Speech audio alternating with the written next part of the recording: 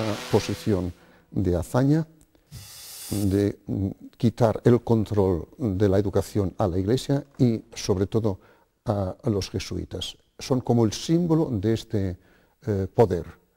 Y ahí es donde se hace cuestión. El proyecto de la mayoría de los republicanos era mucho más perjudicial para la Iglesia, porque llegaba incluso al extremo de quitar la nacionalidad española a los que hicieran, decía eufemísticamente el texto, voto de obediencia a una potencia extranjera, alusión al cuarto voto de obediencia al Papa que hacen algunos jesuitas, no todos.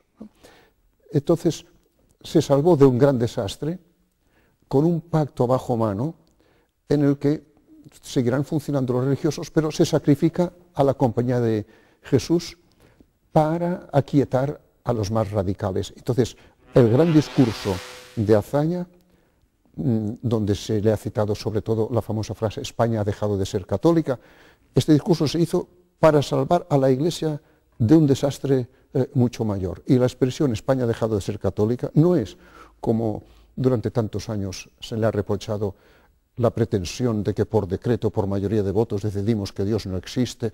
No, sino lo explica él muy bien. Sociológicamente, España ya no es católica como era en los siglos de oro, donde explica Azaña, hubo una filosofía, una teología, unas artes plásticas de inspiración cristiana. El nuevo gobierno provisional, presidido por Manuel Azaña, obtuvo la confianza parlamentaria y condujo el proceso de aprobación de la Constitución. Alcalá Zamora fue elegido para ocupar el recién creado cargo de presidente de la República, con el apoyo de casi todas las fuerzas republicanas y de los nacionalistas vascos. Azaña fue confirmado como jefe de gobierno con el apoyo de Acción Republicana y el PSOE. La ratificación de Azaña implicó también el alejamiento del gabinete de Alejandro Lerroux y de su centrista Partido Radical.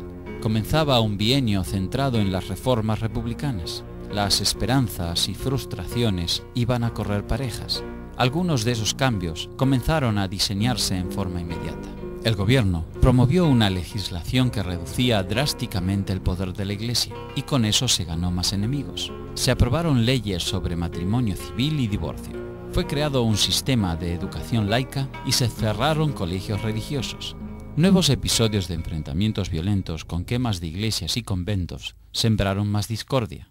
La Iglesia se convirtió en un polo de oposición y en torno suyo se aglutinaron los sectores conservadores y de derechas. También quedó consagrado constitucionalmente el derecho de las mujeres a elegir y ser elegidas sin restricciones y la igualdad de los sexos en el campo laboral. El reconocimiento de las autonomías regionales fue uno de los mayores aciertos de la coalición, aunque en 2 años solo fue aceptado por ley el Estatuto de Cataluña. La autonomía catalana suscitó una larga oposición y no fue aprobado hasta después de la sublevación militar de agosto de 1932. El Estatuto Vasco-Navarro sufrió un proceso aún más laborioso. Contó inicialmente con el apoyo de los nacionalistas y carlistas. Había pasado más de un año cuando fue aprobado por los ayuntamientos vascos y rechazado por los navarros. El proyecto se redujo entonces al País Vasco, pero no fue presentado a las Cortes hasta febrero de 1936 y aprobado en plena guerra civil. La expectativa por la reforma en la tenencia de la tierra y la legislación laboral era enorme, pero también lo eran las dificultades. El socialista Francisco Largo Caballero, desde el Ministerio de Trabajo, desplegó una estrategia que fue resistida por los terratenientes y criticada por los anarquistas. Los proyectos sufrieron largas demoras y debieron contemplarse concesiones parlamentarias. Cuando finalmente se aprobó la Ley de Reforma Agraria, el texto resultó muy complejo y de difícil ejecución. No satisfacía las urgencias y expectativas del campesinado y muy pronto se mostró ineficaz. Pero durante esos 2 años fueron aumentando las diferencias entre ellos. Por ejemplo, la reforma agraria, los socialistas pretendían una reforma agraria radical, con expropiaciones e indemnización, y en las cuales el campesinado adquiriese la propiedad de la tierra a través de colectividades. En cambio, los republicanos de izquierda pretendían una reforma agraria en la cual se indemnizase a los propietarios que perdían sus tierras y se asentase a los campesinos de forma individual. porque frente a los socialistas que estaban interesados en fomentar el sindicalismo agrario y las colectivizaciones, era un partido de carácter marxista, los republicanos de izquierda lo que querían era crear una capa de pequeños campesinos, una clase media rural, vinculada a la República, favorable al sistema democrático, que consolidase las instituciones republicanas en un sistema liberal parlamentario como el que ellos defendían. El fracaso de la reforma agraria tornó las ilusiones en desengaños y el clima social se volvió propicio para las explosiones de violencia, alentados por dirigentes anarquistas y socialistas. En Castiblanco, provincia de Badajoz, estalló una huelga general el último día de 1931. La Guardia Civil buscó reducirla, pero la violenta reacción de los campesinos causó la muerte de 4 miembros de ese cuerpo de seguridad. 4 días más tarde, en el pueblo de Arnedo, La Rioja, una protesta de trabajadores rurales frente a la casa consistorial fue reprimida a balazos por la Guardia Civil. 7 manifestantes murieron y 30 resultaron heridos. Como consecuencia de esta acción, fue destituido el director general de la Guardia Civil, el general José Sanjurjo. A lo que se enfrenta realmente la República en el verano de 1931 no es a las oposiciones que le llegan por la derecha, sino a las que le llegan por el anarquismo.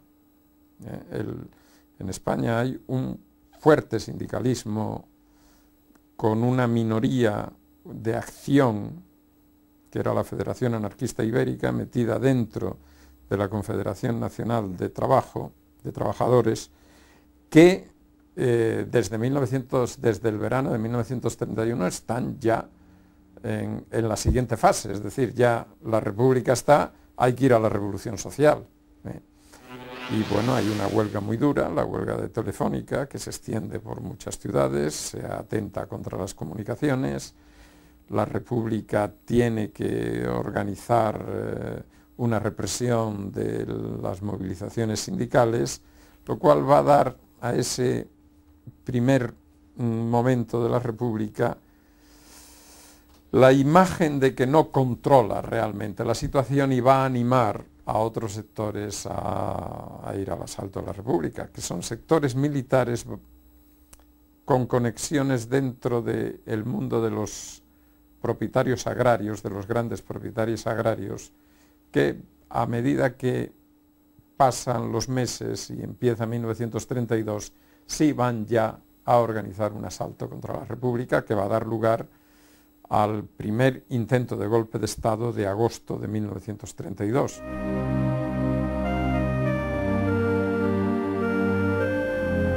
El peor episodio ocurrió en Casas Viejas, provincia de Cádiz, en 1933. Los campesinos, dirigidos por anarquistas, se negaron a seguir esperando los beneficios de una reforma agraria que nunca llegaba. Invadieron propiedades, proclamaron una especie de comunismo libertario, se tirotearon con un puesto de la Guardia Civil y mataron a 2 de sus miembros. La represión fue dura y sangrienta.